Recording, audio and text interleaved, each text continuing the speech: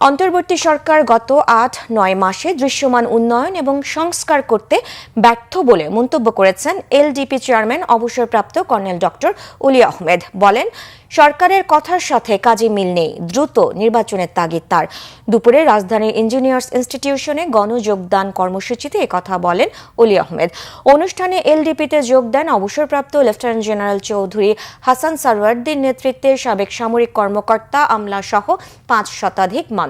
Colonel অলি বলেন, জনগণের প্রতিনিধিত্ব না থাকায় দেশে উন্নয়ন বন্ধ আছে, বৈদেশিক বিনিয়োগও আসছে না। তিনি বলেন, অন্তর্বর্তী সরকার স্বৈরাচার হাসিনার সহযোগী ব্যবসায়ীদের নানা সুযোগ দিয়ে সাধারণ ব্যবসায়ীদের হয়রানি করছে। বর্তমান সময়ে দেশ গড়ার সুযোগ হাতছাড়া হয়ে গেলে আগামীতে বিপদ বাড়বে বলেও শঙ্কার কথাও বলেন অবসরপ্রাপ্ত কর্নেল অলি আহমেদ।